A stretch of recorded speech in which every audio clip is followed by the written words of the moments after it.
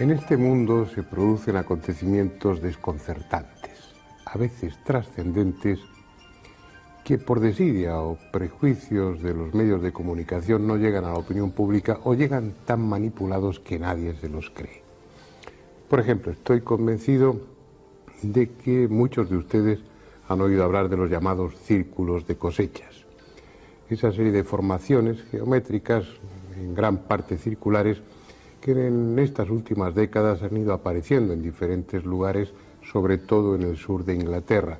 Y estoy convencido también de que casi todos ustedes no han vuelto a interesarse por el tema porque en su día vieron, a través de la televisión o en los periódicos, que todo se limitaba a una broma de dos jubilados ingleses. Pues bien, desde ahora, y anticipándome al programa, les aseguro que lo de la broma de los jubilados es una pura patraña.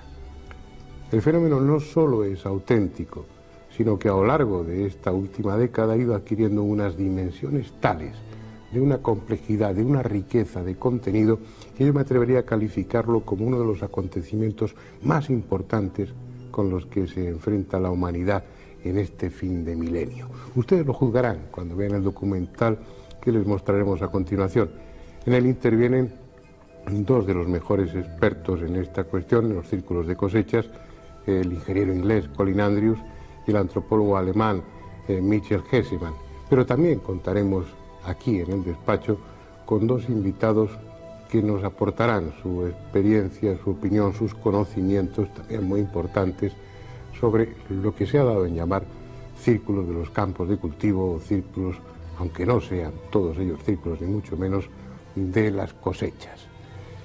Yo que ustedes no me lo perdería.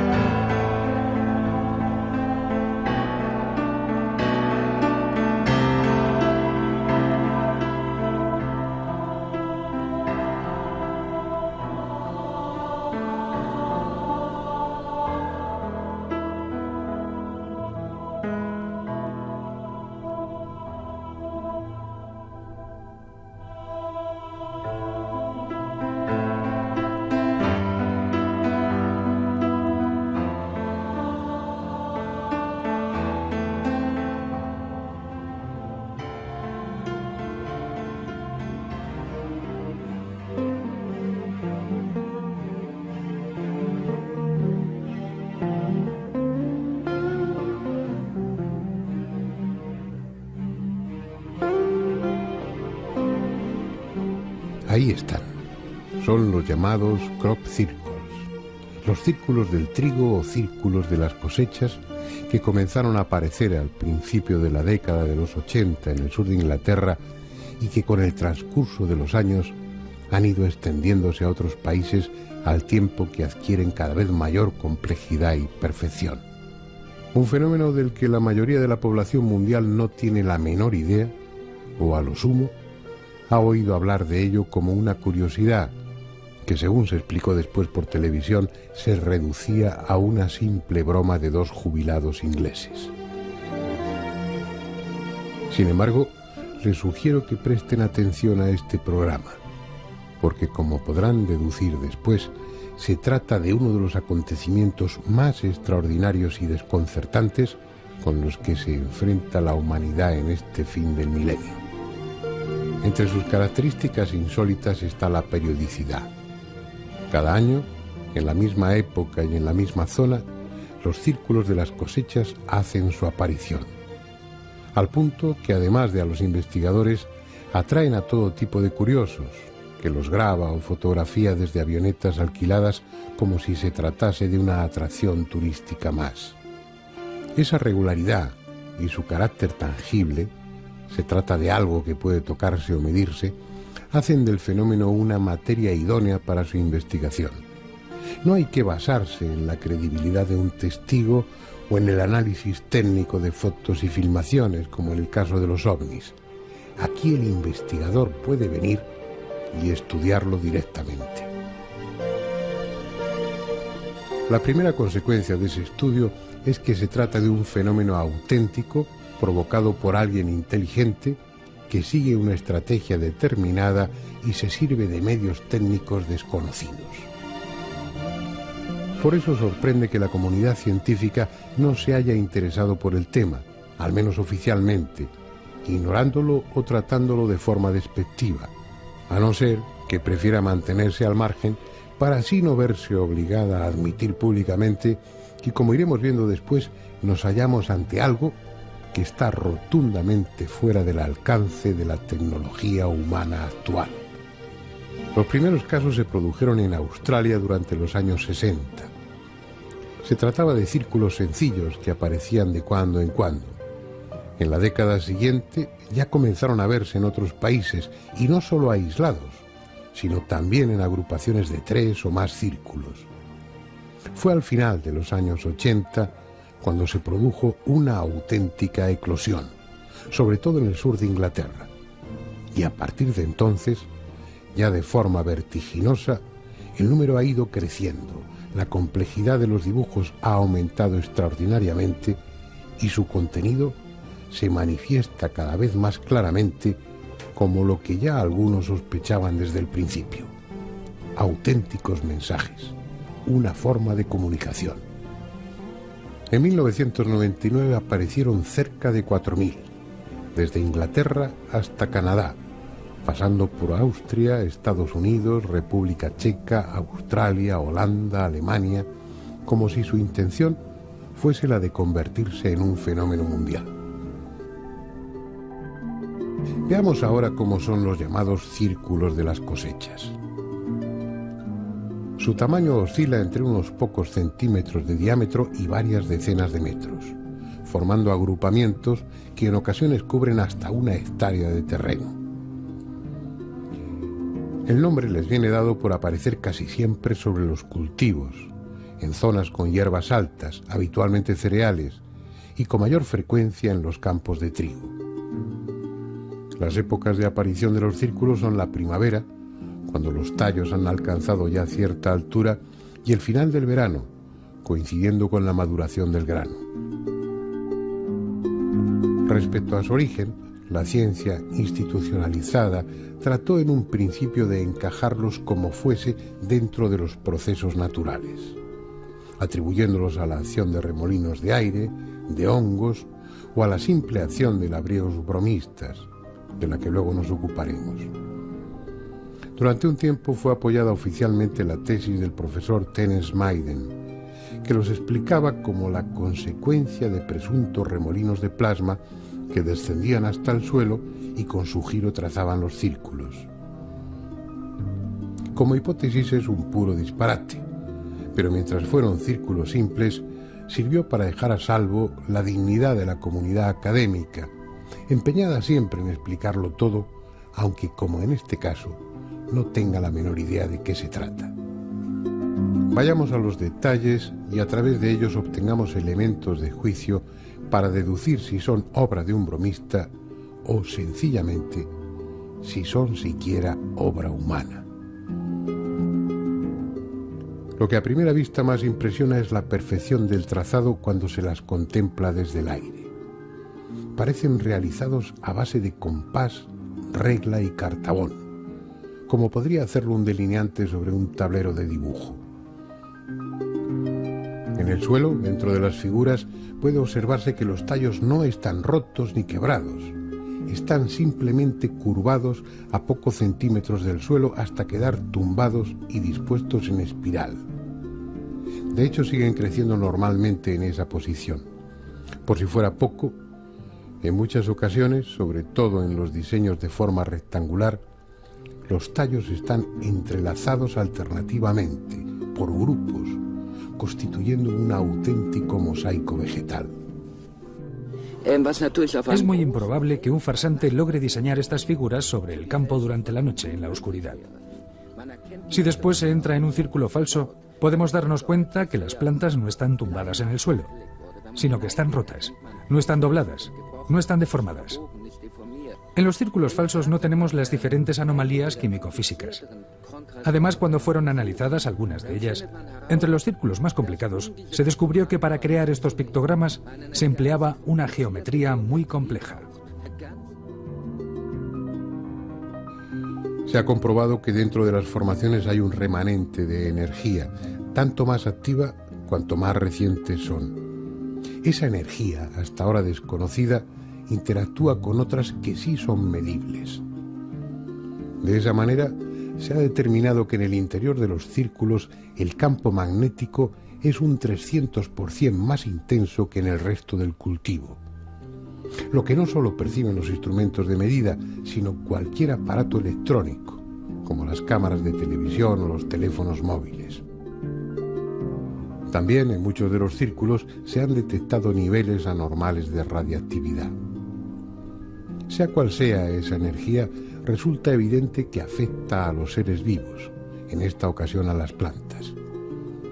Si los tallos son muy jóvenes, las semillas, el grano, no llega a madurar y muere.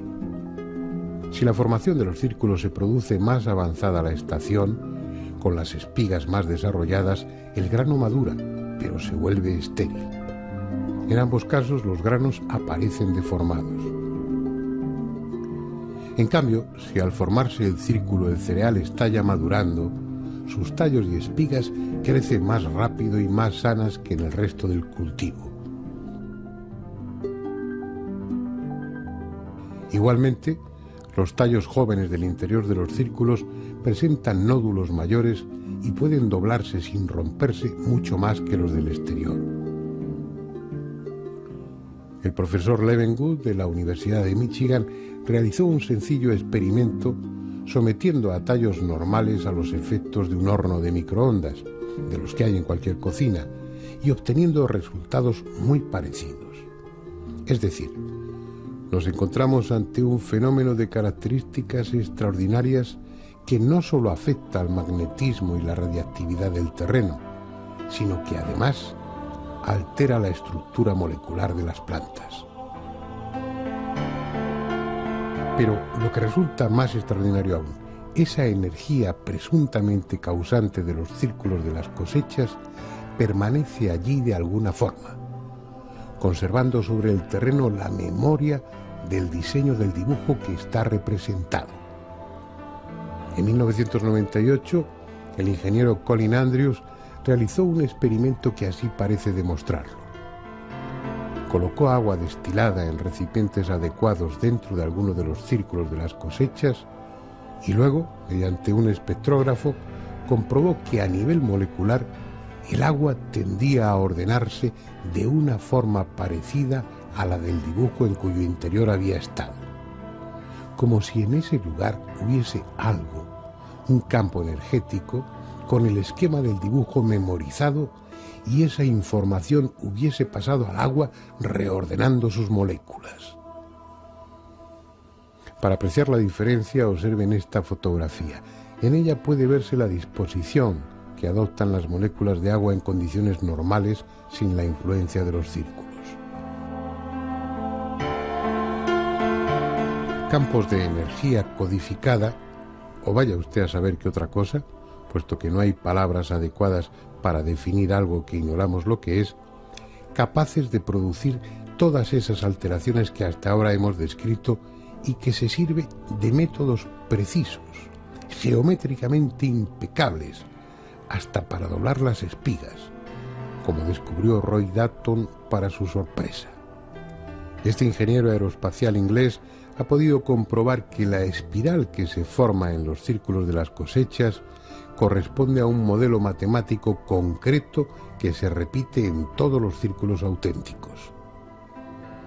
La espiral interna del círculo corresponde a un vórtice, a un remolino de contracción, una fuerza que va hacia el centro, en tanto que la línea que forma el borde, el círculo exterior, gira de forma distinta y en dirección opuesta.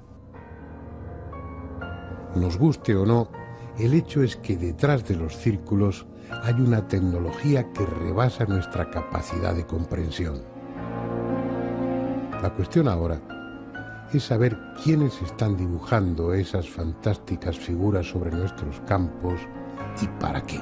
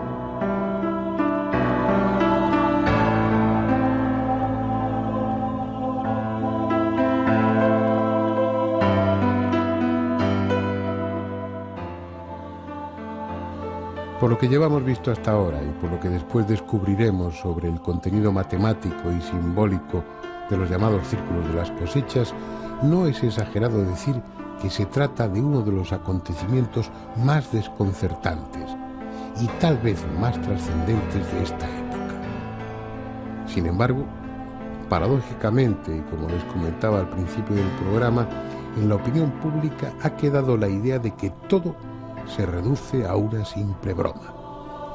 Así que antes de seguir adelante, dejemos resuelta esa cuestión.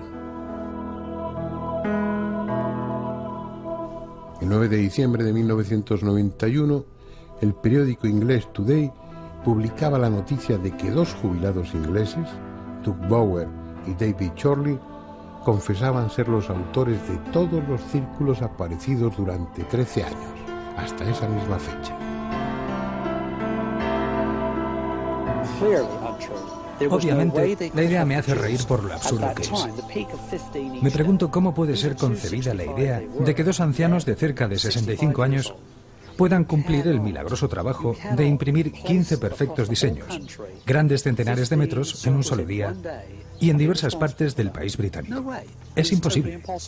Solicitamos a los dos jubilados realizar uno de los diseños delante de la cámara. Lo que diseñaron sobre el terreno fue impreso también por las cámaras fotográficas de diversas personas presentes.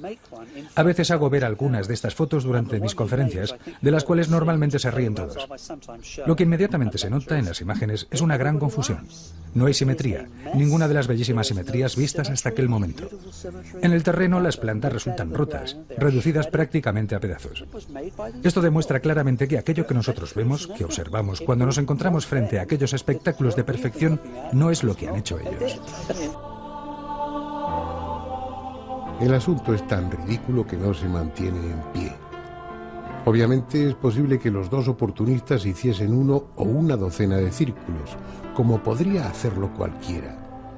Pero esos círculos son algo que nada tiene que ver con los auténticos.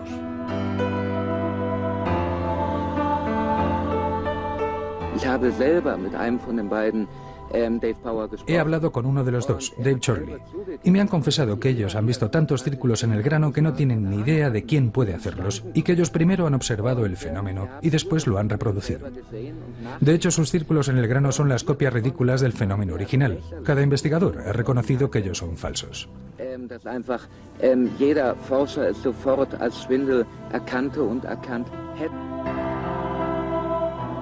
Solo con contemplar la armonía y elegante diseño de los auténticos círculos sería suficiente para descartar el tema de los jubilados bromistas, uno de los cuales, por cierto, lleva ya tiempo muerto. Pero es que la cuestión va mucho más allá de lo estético. Por ejemplo, en varios de los dibujos complejos, sus autores, sean quienes sean, se han servido de la progresión matemática de Fibonacci, en la que un número es la suma de los dos anteriores. De esa manera, en los conjuntos de círculos, el diámetro de cada uno de ellos es igual a la suma de los diámetros de los dos círculos precedentes. Por si acaso hubiera alguna duda sobre su intencionada utilización de conceptos matemáticos concretos y reconocibles por nosotros, esos desconocidos diseñadores también se sirven en sus elaboradas figuras del número áureo, una proporción geométrica determinada, inconfundible, que algunas culturas antiguas como la egipcia consideraron sagrada y que desde entonces ha apasionado a artistas, filósofos o arquitectos, que ven en ella la expresión máxima de la armonía en el universo. De hecho, la naturaleza se sirve de esa proporción áurea para muchas de sus obras, desde la espiral de caracolas marinas hasta la de algunas galaxias.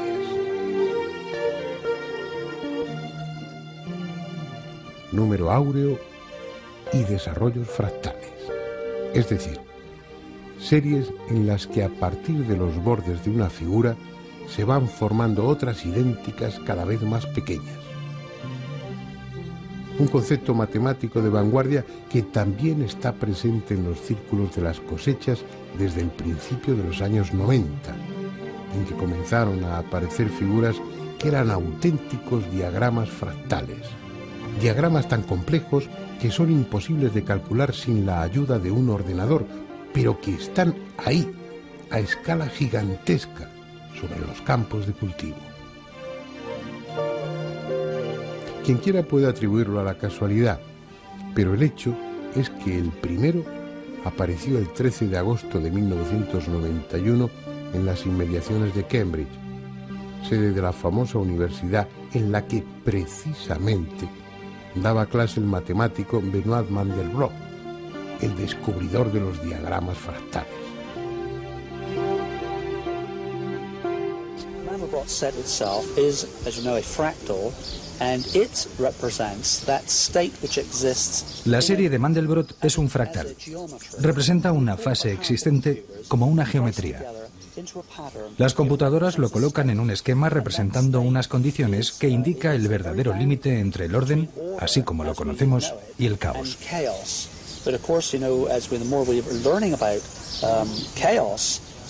El fractal representa el límite entre las dos fases, en el preciso momento en que el orden se vuelve caos y el caos vuelve nuevamente al orden.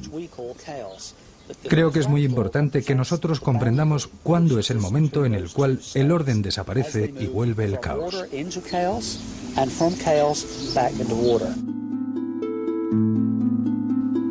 Unas representaciones precisas, exactas pese a su extraordinaria complejidad y que, como todas, han aparecido de la noche a la mañana, o mejor aún, de un momento para otro, como afirman muchos testigos.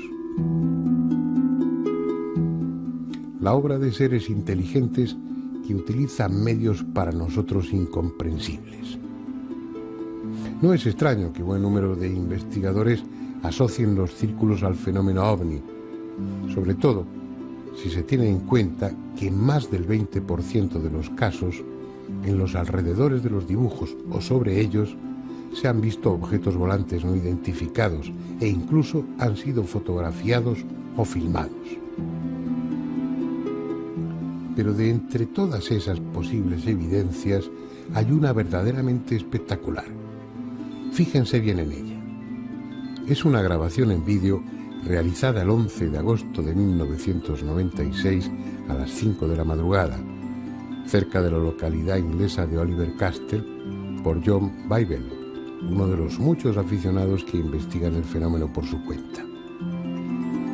Se ve claramente como unas pequeñas esferas luminosas sobrevuelan el cultivo y en él aparece casi inmediatamente una figura compleja con círculos y líneas rectas. No hay herramientas, no hay personas doblando los tallos de cereal. Solo hay unas rápidas esferas moviéndose a poca altura y bajo ellas, como algo mágico, un nuevo pictograma que se forma en el transcurso de unos pocos instantes. Como era de esperar, el vídeo ha provocado las más diversas reacciones y algunos investigadores ponen en duda su autenticidad. Sin embargo, el experto norteamericano en este tipo de análisis, Jim Dilettoso, no ha encontrado evidencia alguna de fraude. Mi opinión sobre el vídeo de Oliver Castle es que no existen evidencias de falsificación. El punto clave es si la imagen del vídeo de Oliver Castle fue hecha en forma digital, con la palabra digital. Quiero decir que se haya usado una computadora para hacerla. En el intervalo vertical de la copia que tenemos no hay prueba alguna de que la imagen haya sido digitalizada. En conclusión, el punto es que no encuentro evidencias de falsificaciones en el vídeo de la formación de los círculos en el grano de Oliver Castle. Encuentro, en cambio, muchas cosas interesantes y sorprendentes que me hacen pensar que puedan ser imágenes reales y que deberían ser estudiadas más profundamente. En cualquier caso, el pictograma que aparece en el vídeo es real. Y ese tipo de esferas ha sido visto en otros lugares de círculos por diferentes testigos. Al decir esferas, como al decir ovnis, no sabemos exactamente a qué nos estamos refiriendo. Simplemente es algo que nada tiene que ver con nuestros conocimientos científicos y con nuestra tecnología. Algo que puede venir de muy lejos o que puede estar aquí desde siempre. El hecho es que ese algo está dejando sobre los campos de cultivo un mensaje cada vez más amplio y complejo que apenas empezamos a descifrar y en el que hasta es posible encontrar referencias musicales. Al menos eso es lo que se desprende del trabajo realizado por el norteamericano Hawkins, que ha comprobado que la relación geométrica que hay entre las figuras contenidas en algunos pictogramas es idéntica a la relación matemática existente entre dos notas de un piano. Dicho de otra manera, algunos de los dibujos de los campos de cultivo son la representación de un sonido. Diagramas fractales y ahora sonido, quién sabe si música. Parece que es el momento apropiado para volver al despacho y reflexionar sobre ello con un experto.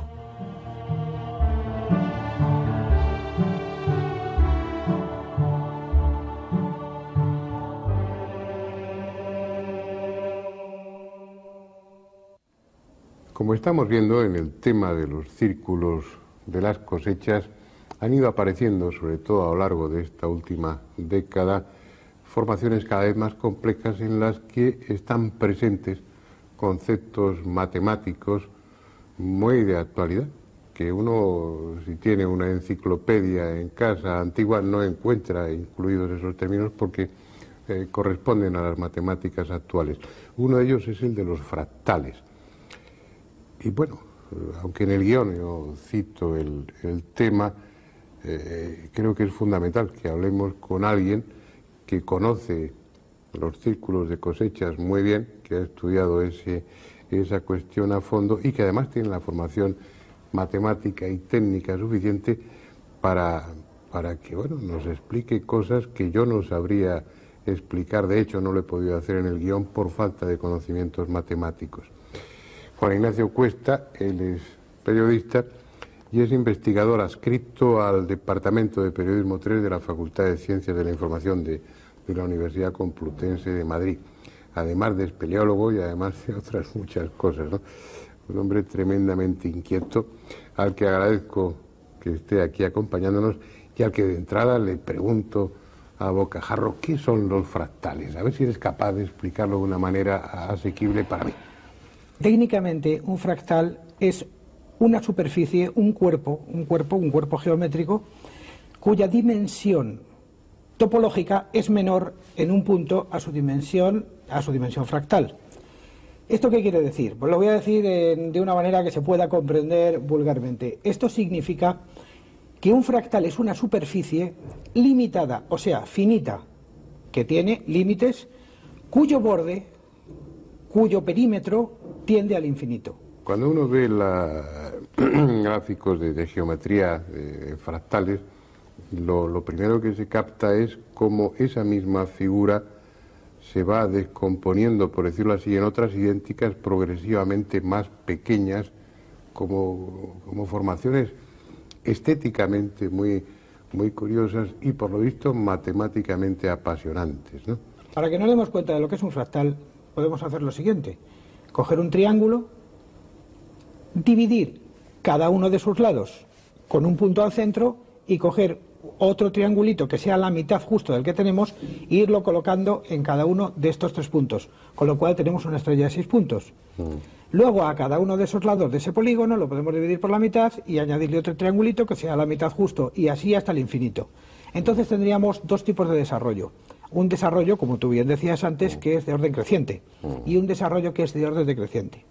¿Por qué se denomina fractal? Por la gran fractura que presenta cuando llegamos, digamos, a la generación dramática, cuando ya no se puede llegar más, cuando estamos alcanzando los bordes del infinito y prácticamente la generación de estas figuras se nos escapa de los ojos y de la mente.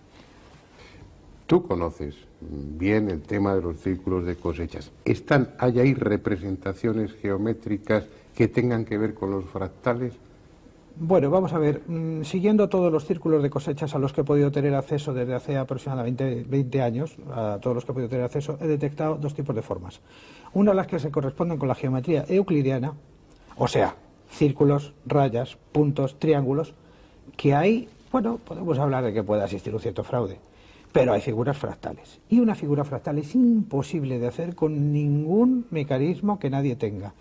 Haría falta tal cantidad de gente, tales instrumentos de precisión, y tengamos en cuenta que cuando se empezaron a aparecer las figuras fractales, o lo que denominan los adeptos, los abecedarios fractales, o las tipologías fractales, no había GPS. Por lo tanto, es dificilísimo poder desarrollar un círculo que se desarrolla en 160 o 170 metros, formado de polígonos fractales de una dimensión mínima, que vistos desde el aire son absolutamente perfectos, corresponden a fórmulas matemáticas, y que a mí no se me ocurre cómo ninguna persona puede llegar a construir un mecanismo tecnológico que le permita hacer eso y con esa perfección. Cabe la posibilidad, y perdona que insista, en que desde un helicóptero, un matemático provisto de los instrumentos más de vanguardia que pueda haber, y un equipo de topógrafos, ingenieros abajo en el suelo, siguiendo las instrucciones, realicen algo así?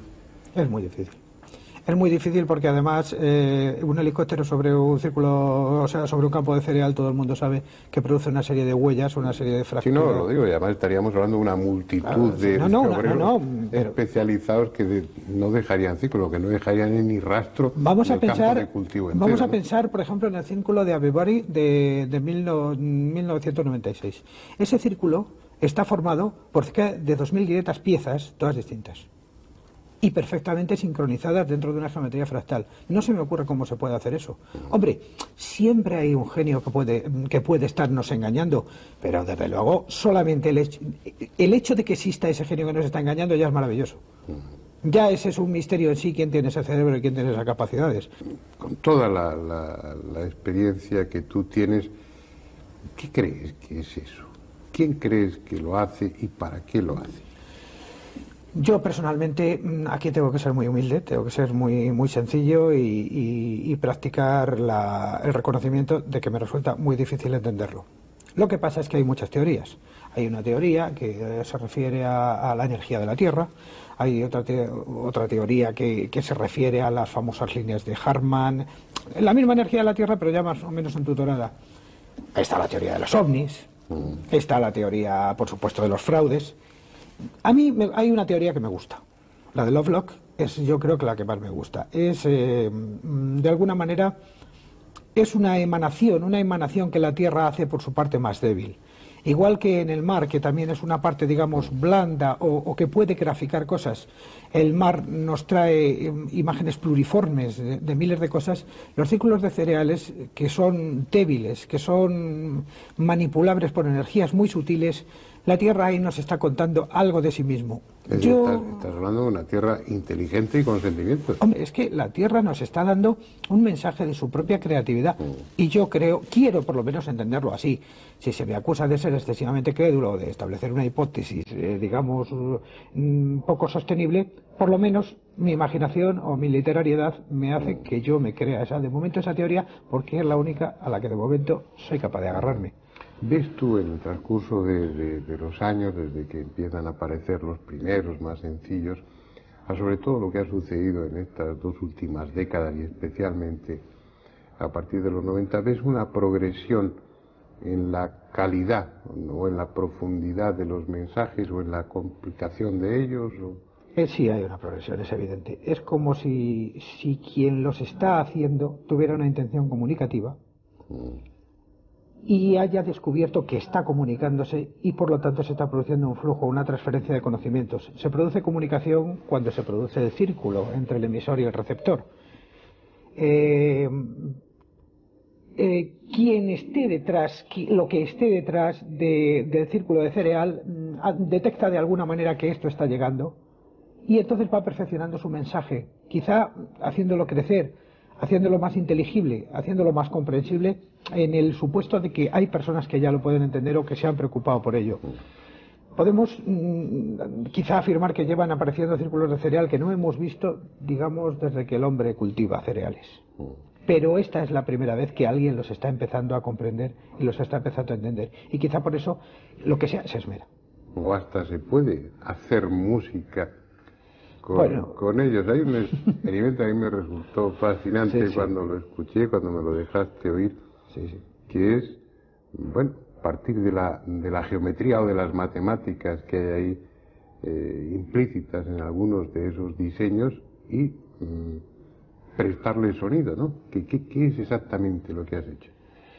Bueno, la teoría no es mía, la teoría es de un americano, Freddy Silva, y que se basa también en los estudios de Jack Lavlor sobre la geometría sagrada. Midiendo los círculos, llevándolos a un papel, estudiando sus relaciones, aparecen las famosas proporciones áureas, aparecen las famosas reglas de la armonía que descubrió Pitágoras supuestamente al pasar por una fragua. Empiezan a aparecer todas estas cuestiones. Entonces Freddy Silva dijo, ¿y por qué no ver a qué suenan estas estructuras matemáticas? Y la música que generan es música, esa es la gran pregunta. Es música porque se desarrolla en el tiempo en el sentido horizontal, o sea, tiene ritmo. Y es música porque se desarrolla en sentido vertical, o sea, tiene tonalidad. Que no corresponde a melodías, digamos, memorizables o inteligibles, porque es una cosa de tipo aleatorio, o suena como de tipo aleatorio, eso es verdad. Pero son tan bellas y son tan fascinantes que ahora tenemos un campo de investigación grandísimo, todos los físicos y todos los matemáticos y todos los que estamos con la música. Y yo, humildemente, utilicé uno de estos pequeños programas que establecen estas fórmulas, cogí un par de círculos, cogí sus relaciones y generé cuatro temas basados en esto y que yo les llamo el canto de la tierra. ¿Son el canto de la tierra? Esa es la gran pregunta. Oye, Juan Ignacio, estoy seguro de que en más de una ocasión tendrás que venir a echarnos una mano en otros programas y para mí, pues, aparte de resultar muy, muy agradable, te estoy muy agradecido por ello. Pero te voy a despedir aquí para que los oyentes y yo, pues mientras vemos unas cuantas imágenes de esos maravillosos círculos, escuchemos unos fragmentos, unos minutos de esa música. Así que, Juan Ignacio, gracias y espero contar contigo en más de una ocasión. Así será. Vamos a ver, vamos a escuchar esa música.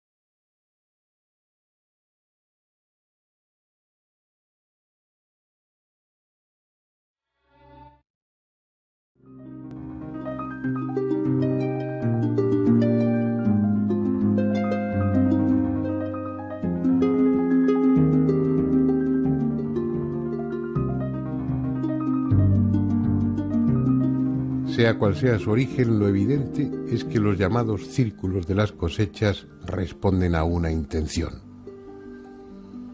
Primero llamaron nuestra atención.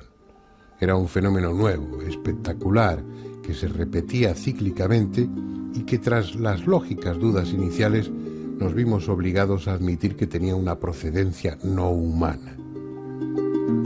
Después, al descubrir que en esos diseños se incluían conceptos matemáticos y geométricos precisos, además de sorprendernos y admirarlos, experimentamos la necesidad de fijarnos con atención en ellos, de estudiarlos, para buscar otros contenidos aparte de los estéticos. De esa forma, hemos ido descubriendo, sin esfuerzo, esa es la realidad porque los hacedores de círculos son muy explícitos, que además de un lenguaje universal, el de las matemáticas, que conecta directamente con nuestra inteligencia consciente, están utilizando otro tipo de lenguaje, el de los símbolos, también con un carácter universal, pero dirigido no a nuestra consciencia, sino a nuestro inconsciente. Aunque han aparecido en diferentes países y da la impresión de que el fenómeno tiende a hacerse universal, parece claro que ellos sienten predilección por una zona determinada del planeta, el sur de Inglaterra. Allí aparecen desde hace más tiempo, con más frecuencia y mayor abundancia. Es una región que, por causas no bien conocidas, fue ya hace millares de años elegida por los sacerdotes astrónomos de las culturas megalíticas para levantar sus monumentos. En esa parte de Inglaterra quedan los restos de muchas alineaciones de menhires, alguna tan elaborada y colosal como la de Stonehenge, y colinas artificiales como la de Silbury Hill, obras ciclópeas, rodeadas por otras más modestas, muchas ya apenas reconocibles, pero todas ellas con forma circular. Es el mismo paisaje que sirvió de escenario después para el mito del rey Arturo, sus caballeros de la mesa redonda y la leyenda del Santo Grial. El por qué prefieren ese lugar no lo sabemos, pero es posible que, como muchos aseguran, esas corrientes de energía que al parecer recorren la Tierra formen allí una red más espesa e intensa. Sea por esa u otra razón, a los extraordinarios dibujantes de los llamados círculos de las cosechas parece gustarles esa zona. De la misma forma, también parecen tener un claro interés en que sus diseños representen símbolos de carácter esotérico, en el sentido más cósmico y trascendente de la palabra, símbolos pertenecientes a las más diversas culturas y que sean fácilmente reconocibles por nosotros.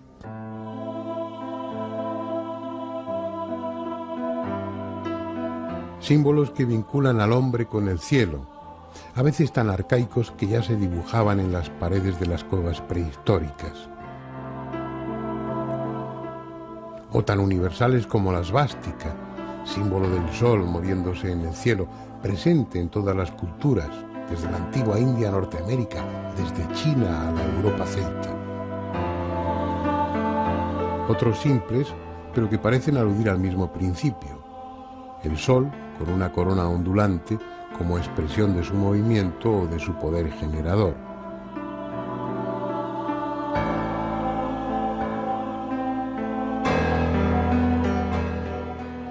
Círculos que se superponen parcialmente, delimitando con sus intersecciones cruces o flores esquemáticas, comunes en la simbología esotérica y que suelen representar la integración de planos o mundos diferentes, desde lo material a lo mental o desde lo espiritual a lo divino. Son interpretaciones elementales de un rompecabezas del que aún nos faltan muchas piezas. O las estrellas de 5 puntas, también frecuentes en los campos de cereales, incluidas dentro de círculos y como parte de diseños complejos. Una estrella pentacular que en el simbolismo esotérico representa al hombre como rey de lo creado, al hombre bajo su aspecto trascendente, como hombre consciente de su origen divino. Especulaciones, tal vez, pero a las que los propios diseñadores de los círculos parecen conducirnos, porque si unos dibujos resultan ambiguos, otros, en cambio, no pueden ser más concretos.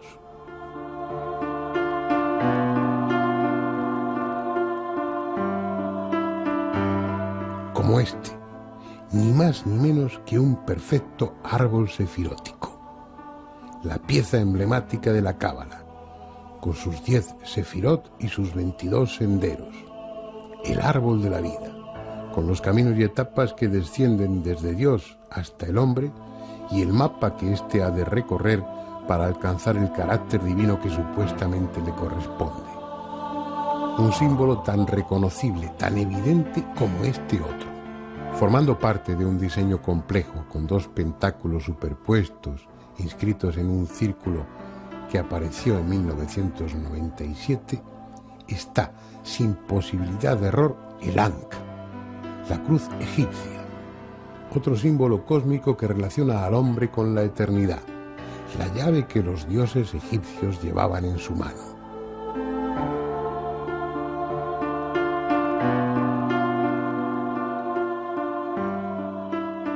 Decenas, centenares de figuras con un presunto carácter simbólico que es evidente en algunas. Mezcladas con ellas, otras cuyo significado parece astronómico, desde la representación dinámica de un cometa hasta la órbita aparente de planetas.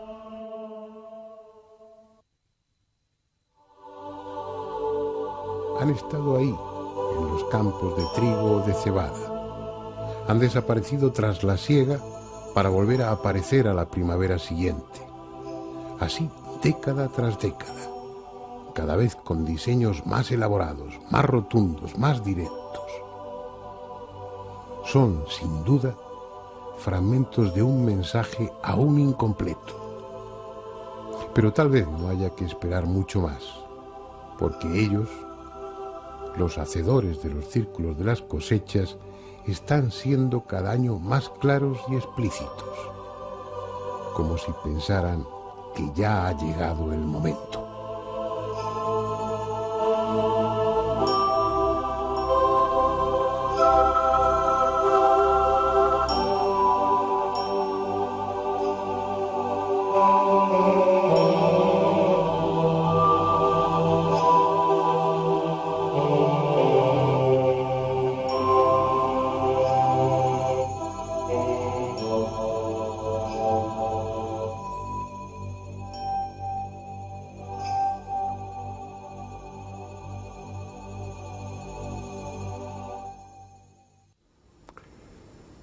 Vamos a seguir profundizando en este tema, a mi juicio fascinante, en los círculos de cosechas. Está claro que eso no es obra de topógrafos, de ingenieros, ni de jubilados. Alguien, no sabemos quién, ni desde dónde, ni por qué medios, está dejando una especie de extenso mensaje que va ganando en complejidad a medida que transcurren los años. Alguien que da la impresión de que nos quiere decir algo. Bueno, yo no tengo respuestas, pero hay personas que han estudiado el tema durante bastante tiempo, que dominan otras muchas materias y que tienen diferentes elementos para confluir en una posible interpretación de ello. Margarita García Vaquero, pues ha sido tan amable de acompañarnos aquí. Ella es psicoterapeuta transpersonal, está metida en el mundo de la empresa, gestión de empresas, marketing, publicidad. Eres una viajera impenitente y estás enganchada con todo lo esotérico en el mejor sentido de la palabra, con ese tipo de mensajes o de avisos o de ilustraciones que a lo largo de la historia se nos vienen dando para que algún día, si somos capaces, lo elaboremos y lo comprendamos, algo así, ¿no? Así lo has definido tú muy bien. Buenas noches. Bueno, cuéntanos, Margarita, ¿qué pintas tú en los círculos de cosechas? Siempre desde que era pequeña me llamó mucho la atención las cosas, por qué estaban las cosas como monumentos megalíticos o pirámides, todo este tipo de construcciones me llaman poderosamente la atención, y siempre traté de ver la vida como qué había detrás de las cosas, más que la apariencia solamente, ¿no? Y entonces, viajando realmente creo que es una forma estupenda de conocer todo esto, de pasarlo bien, de crecer y evolucionar de la misma forma, ¿no? De contrastar diferentes culturas. Y fui a Inglaterra más que nada pues por todo el mito, quizás siguiendo el mito artúrico, de Merlín, de los caballeros, y pues aparecí en esa zona de Inglaterra donde aparecen los círculos. Entonces, ya que estaba ahí, pues decidí ir a acercarme a ellos, a ver lo que era realmente, porque yo había visto aquí en revistas información sobre que aparecían o que sí hacían dos abuelitos que lo hacían y todo eso. Y nada, fui ahí, empecé a investigar el tema, la verdad que me empezó a apasionar mucho porque vi que encajaba en todo lo que yo había buscado y en lo que había trabajado a lo largo de mi vida, y que eso iba, no sé, creando una historia que cada vez se cerraba más y con un sentido más lógico y más claro para mí. Pues hablas de sentirlo, tal vez a nuestros espectadores les interese saber que aparte de esa afición o de esa pasión por los símbolos y por lo que hay, lo que te lleva allí pues a estudiar o a vivir los lugares del mito artúrico, del Santo Grial y demás, pues Margarita tiene bastante experiencia y bastante conocimiento en cuanto a las energías de la Tierra. Supongo que tiene relación con Colin Bloyd también. Sí, también. Y que estás no ya convencida, sino que estás acostumbrada a sentir esas energías, esas redes de energías que se mueven por la Tierra y que algunas personas con el adiestramiento adecuado son capaces de percibir y que tienen que ver también seguramente con todo esto, ¿no? Absolutamente lo creo así, creo que es lo mismo, ¿sabes? Que forma parte del mismo entramado energético que envuelve a la Tierra y a los seres humanos, por supuesto, porque nosotros también somos energía y podemos detectarla solo con practicarlo. Todo el mundo tiene esa cualidad, lo que pasa que dormido, ¿no? Todavía no lo practicamos. Bien, ¿no? Tenemos ahí a Margarita, que ha ido siguiendo el mito artúrico, que tropieza con los círculos de cosechas y que se queda a vivir ahí para estudiarlos. Por un lado, pues fui físicamente, al estar físicamente allí y al sentirlo en tu ser, ¿no? Pues indudablemente es muy diferente que verlo en una foto, ¿no? O sea, ya por las dimensiones que ves que hay, la energía que se mueve dentro, con que no entiendas o sepas mucho de energías, luego entras ahí y notas que hay como una resistencia al andar, o sea, algo que hay ahí que no es visible pero que te afecta y lo sientes, ¿no? Entonces, empecé a pasear por ellos intuitivamente, ¿no? Incluso dormía la siesta, pues lo que se me ocurría, ¿no? Y después iba anotando, pues, y comprando también fotos, porque lo que sí es cierto es que los círculos son tan grandes que si tú entras en ellos no puedes de ninguna manera saber qué imagen es la que estás, porque la complejidad es enorme, el tamaño también. Y, por ejemplo, el año pasado eran ya hasta cuatridimensionales, o sea, había círculos con cubos, con triángulos, todo en dimensiones diferentes. Cada año, o sea, la aparición es mayor y más compleja, ¿no? Entonces, pues empecé a hacer como quizá un estudio, porque profundidad hay mucha, ¿no? Hay mucha gente, mueve a mucha gente este fenómeno, muchos científicos con unos conocimientos valiosísimos, ¿no? Pero yo me centré más en darle un sentido general a todo, ¿no? Y entonces empecé a recopilar información según fotos, según sitios que estaba de otros años, de esos años, y hacer un poco un currículum, digamos, del hecho. Y entonces empecé a llegar a diferentes conclusiones. Por un lado, la información. ¿Qué información tienen? Pues aparte de que son figuras geométricas preciosas, muy bonitas, y que muchas las reconocemos como símbolos de magia de egipcia o similares, pues empecé a ver que había también, por ejemplo, eso, o sea, todo lo que es alusión a culturas ancestrales. Después empecé a ver que había matemáticas, sobre todo fractales, había unas fractales impresionantes, ¿no? Sobre todo la de Mandelbrot, que fue la primera que apareció. O sea, matemáticas, referencia a civilizaciones antiguas. Después, ubicación de la Tierra en el sistema solar y los planetas cercanos a la Tierra, como son bueno, la Luna, Mercurio, Venus, la Tierra, Júpiter y Saturno. Esos aparecen representados ahí, que es una curiosa analogía con la geometría sagrada, que también es otro grupo de información que hay, porque es la misma información, ¿no? O sea, te das cuenta que, por ejemplo, en Stonehenge, yo después de ver eso digo, bueno, voy a ver las medidas de Stonehenge, a ver qué hay ahí, cómo es su estructura, además. Entonces veías que también ahí están los planetas ubicados de esa manera, ¿no? O sea, que ahí ya es un sitio, un lugar en el cual esa información está contenida, ¿no? Entonces ya ves primera analogía con eso. Después también hay códigos genéticos, todo lo que se refiere al ser humano, ¿no? Códigos genéticos, cambios en códigos genéticos, frecuencia 12. Después también muestran relaciones que están defectuosas en ADN, en cadenas moleculares, o sea que hay un conocimiento ahí profundísimo a esos niveles. Y después hay también mucha alusión a, por ejemplo, como los indios Hopis, a sumerios, etcétera, etcétera, ¿no? O sea, todo eso es la información tal y como pero tremendamente heterogénea, vasta, amplísima, sí, geográfica e históricamente. Es una mezcla de muchas cosas y el denominador común, o los denominadores comunes, unas veces las matemáticas, otras veces lo astronómico, otras veces lo humano. ¿Qué sentido tiene todo eso? Pues para mí es un sentido, como decir, una ubicación general de todo, ¿no? Es decir, por un lado, ¿dónde estamos? En un planeta, que es la Tierra, que está en el sistema solar, y esta es su ubicación. Aquí están los planetas más cercanos, aquí está la galaxia, porque también hay grandes referencias a la galaxia. El giro espiral, como energía, le da mucha importancia y es muy importante. Y aparte de todo esto, también el ser humano, o sea, con sus cambios de conciencia, hay muchas alusiones al laberinto del ser humano, ¿no? O sea, como cambios de frecuencia, conciencia. Después también aparecen algunas figuras como de animales, también incluyen el reino animal.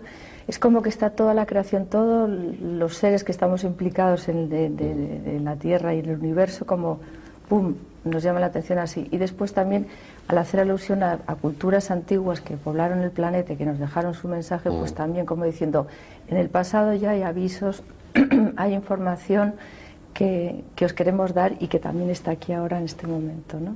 Entonces yo haría un poco una biblioteca viviente de la historia del hombre y de los seres que le han acompañado en su evolución, tanto planetarios como de otros reinos, ¿no? Bien. Bueno, ahora vamos a la intención. ¿Qué deduces? ¿Qué piensas? Que es una llamada al cambio actual que estamos viviendo, ¿no? En el cual nos dicen que reconozcamos un proceso vital, porque la vida son ciclos evolutivos que nunca paran, que estamos en un momento muy importante en el cual hay que recordar el mensaje que nos dejaban todos nuestros ancestros, descubrir qué quiere decir, ¿no? Y descubrir que es una llamada a la unidad de todos los seres vivos que hay en el universo, ¿no? Y que entremos, que es importante que tengamos conciencia de la Tierra como ser vivo, no como un trozo de roca que gira en el espacio sin más, y que es importante en este momento, en esta frecuencia vibratoria que está ocurriendo, este cambio de conciencia, ajustarnos como un dial de radio a esta emisora gigantesca que es el universo, ¿no? ¿Tú crees realmente que se está produciendo un cambio de conciencia? Yo creo que realmente hay un incremento de la vibración de las cosas y realmente no es lo mismo. O sea, se está desmoronando el sistema, se está desmoronando las creencias, los valores, las religiones, las familias, todos los conceptos como que nos quedan antiguos, ¿no? No son malos, simplemente que ya no son útiles. Hemos progresado y necesitamos algo diferente, ¿no? Algo que nos haga dar un salto de conciencia, que nos amplíe la visión de nosotros mismos y del lugar donde estamos, ¿no? Y yo creo que es lo que está pasando, por eso no estamos cómodos. ¿Por qué ahora todo es crisis, crisis, crisis? Crisis es cuando el lugar donde estabas y que antes te era válido, donde te apoyabas, donde te sentías seguro, ya no te vale. Entonces necesitas buscar algo nuevo que por un lado no sabes lo que es todavía, pero entonces estás como un pie en cada lado, sin saber bien dónde, pero sabiendo que aquello no funciona. Entonces creo que eso es una verdad y una evidencia general y creo que es así, ¿no? Aparte que científicamente a niveles de códigos genéticos y demás, es algo demostrable. Lo que pasa es que los medios de comunicación tampoco, sobre todo aquí en España, tampoco hacen mucho énfasis a esto, y hasta ahora todos los cambios o hablar de cosas sutiles es como de brujería o de gente rara, ¿no? Entonces, los círculos de cosechas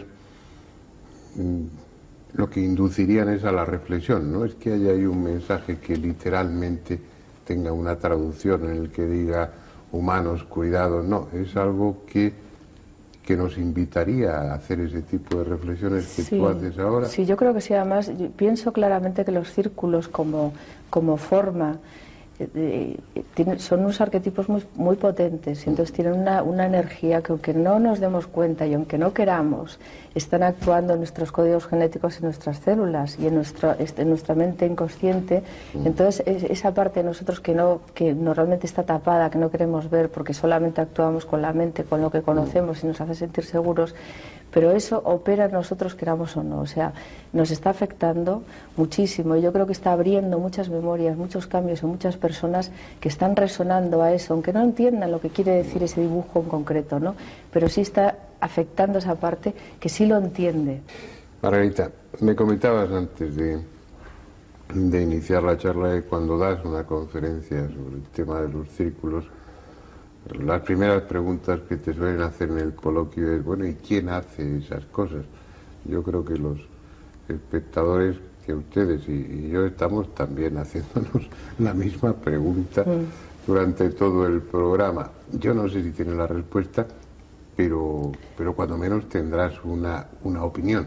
Bueno, sí, eso desde luego tengo mi opinión subjetiva, que es simplemente mi opinión, lo que yo he vivenciado y mis conclusiones. Eso es personal. Entonces, yo creo que realmente para mí me llevó lo primero a acercarme mucho a la Tierra como ser vivo.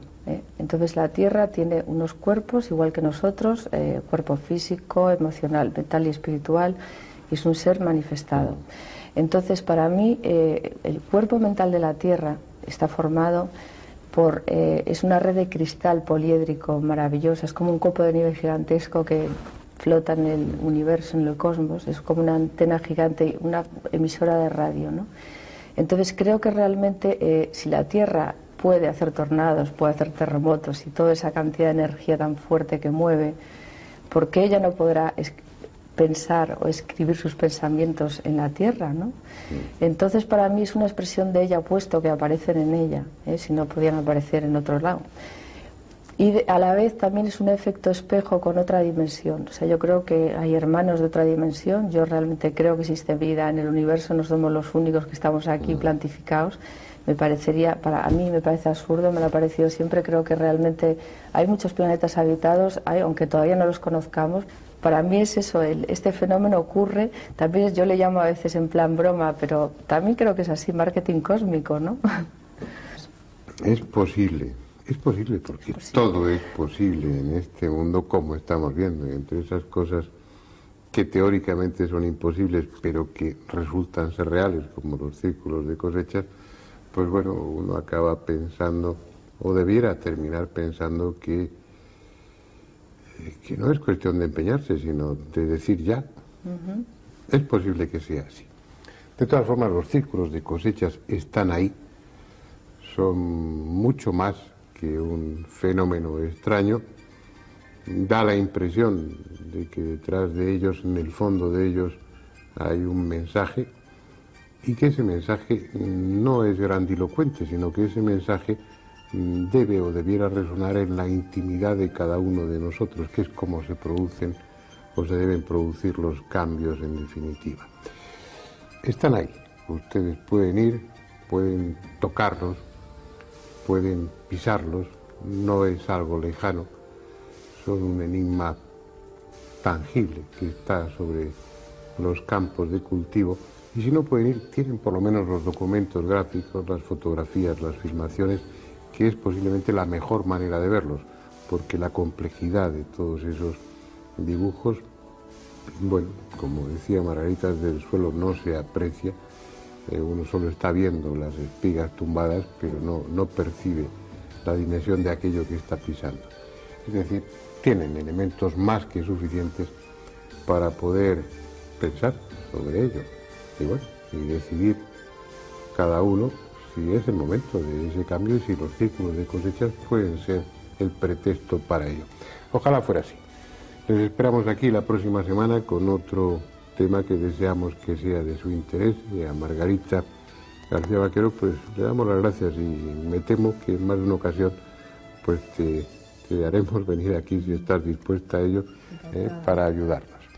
Hasta entonces y hasta siempre.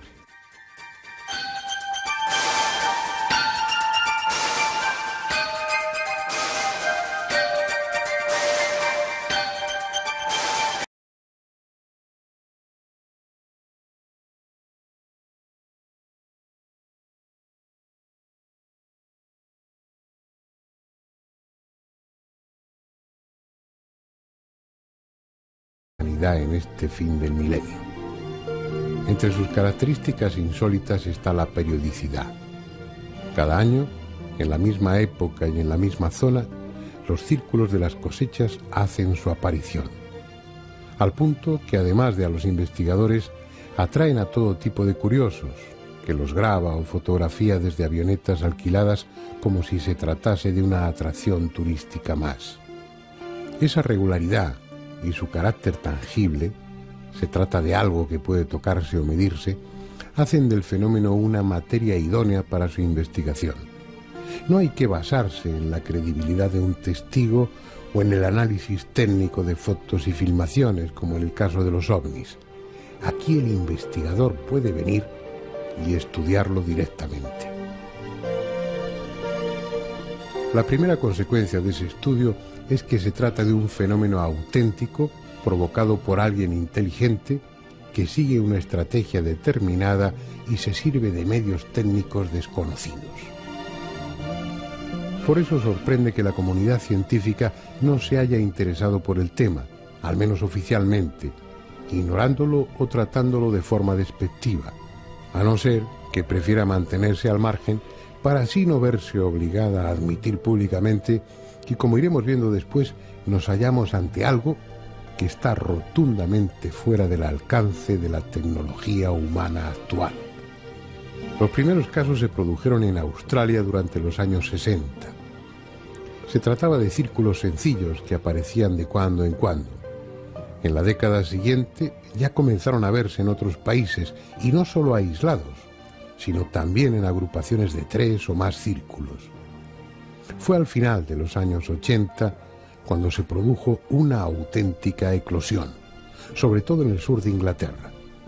Y a partir de entonces, ya de forma vertiginosa, el número ha ido creciendo, la complejidad de los dibujos ha aumentado extraordinariamente y su contenido se manifiesta cada vez más claramente como lo que ya algunos sospechaban desde el principio: auténticos mensajes, una forma de comunicación. En 1999 aparecieron cerca de 4.000, desde Inglaterra hasta Canadá, pasando por Austria, Estados Unidos, República Checa, Australia, Holanda, Alemania. Los tallos están entrelazados alternativamente, por grupos, constituyendo un auténtico mosaico vegetal. Es muy improbable que un farsante logre diseñar estas figuras sobre el campo durante la noche, en la oscuridad. Si después se entra en un círculo falso, podemos darnos cuenta que las plantas no están tumbadas en el suelo, sino que están rotas, no están dobladas, no están deformadas. En los círculos falsos no tenemos las diferentes anomalías químico-físicas. Además, cuando fueron analizadas algunas de ellas, entre los círculos más complicados, se descubrió que para crear estos pictogramas se empleaba una geometría muy compleja. Se ha comprobado que dentro de las formaciones hay un remanente de energía, tanto más activa cuanto más recientes son. Esa energía, hasta ahora desconocida, interactúa con otras que sí son medibles. De esa manera, se ha determinado que en el interior de los círculos el campo magnético es un 300% más intenso que en el resto del cultivo. Lo que no solo perciben los instrumentos de medida, sino cualquier aparato electrónico, como las cámaras de televisión o los teléfonos móviles. También en muchos de los círculos se han detectado niveles anormales de radiactividad. Sea cual sea esa energía, resulta evidente que afecta a los seres vivos, en esta ocasión a las plantas. Si los tallos son muy jóvenes, las semillas, el grano, no llega a madurar y muere. Si la formación de los círculos se produce más avanzada la estación, con las espigas más desarrolladas, el grano madura, pero se vuelve estéril. En ambos casos los granos aparecen deformados. En cambio, si al formarse el círculo el cereal está ya madurando, sus tallos y espigas crecen más rápido y más sanas que en el resto del cultivo. Igualmente, los tallos jóvenes del interior de los círculos presentan nódulos mayores y pueden doblarse sin romperse mucho más que los del exterior. El profesor Levengood de la Universidad de Michigan realizó un sencillo experimento sometiendo a tallos normales a los efectos de un horno de microondas, de los que hay en cualquier cocina, y obteniendo resultados muy parecidos.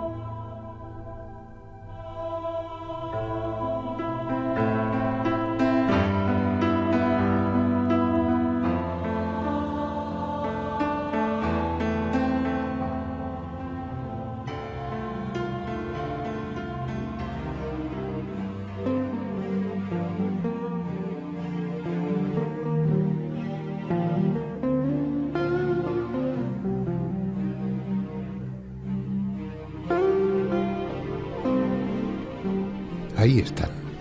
Son los llamados crop circles, los círculos del trigo o círculos de las cosechas que comenzaron a aparecer al principio de la década de los 80 en el sur de Inglaterra y que con el transcurso de los años han ido extendiéndose a otros países al tiempo que adquieren cada vez mayor complejidad y perfección. Un fenómeno del que la mayoría de la población mundial no tiene la menor idea, o a lo sumo, ha oído hablar de ello como una curiosidad que, según se explicó después por televisión, se reducía a una simple broma de dos jubilados ingleses. Sin embargo, les sugiero que presten atención a este programa, porque, como podrán deducir después, se trata de uno de los acontecimientos más extraordinarios y desconcertantes con los que se enfrenta la humanidad.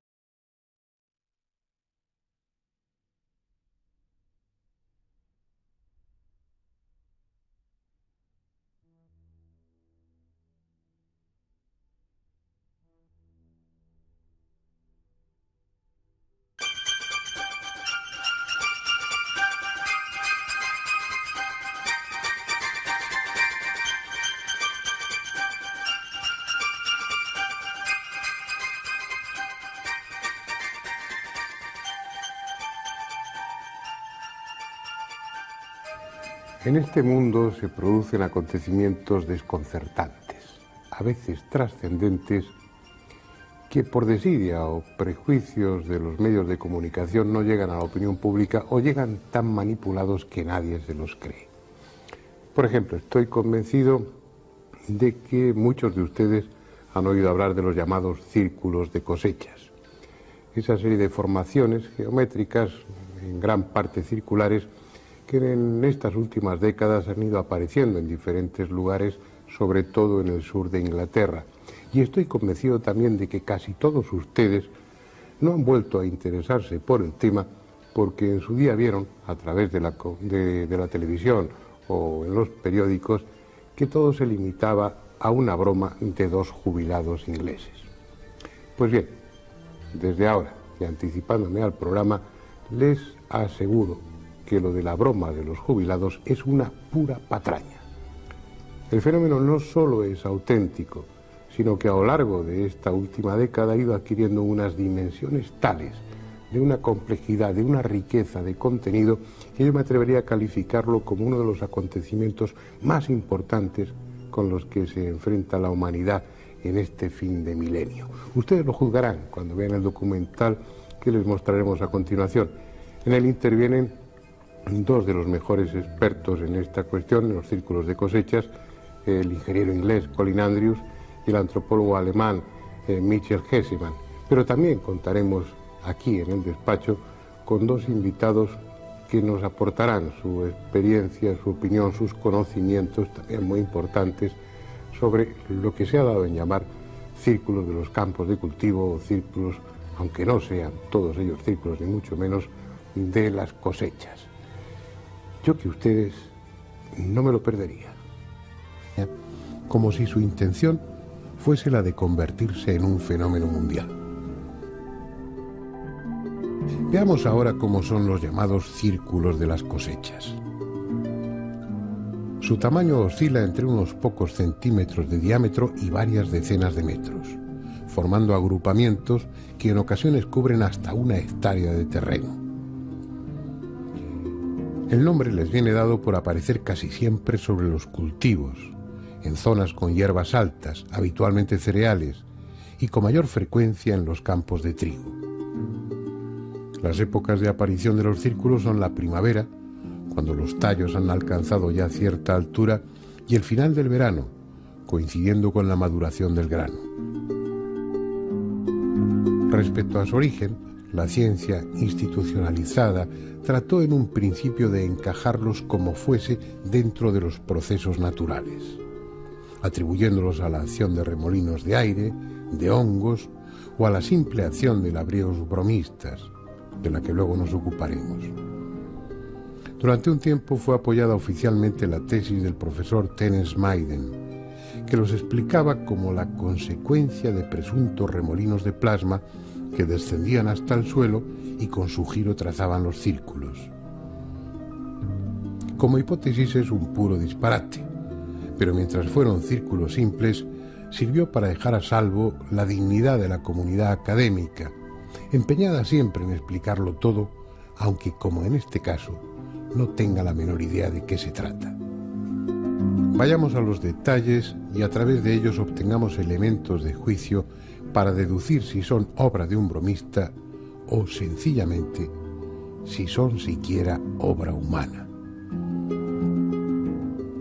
Lo que a primera vista más impresiona es la perfección del trazado cuando se las contempla desde el aire.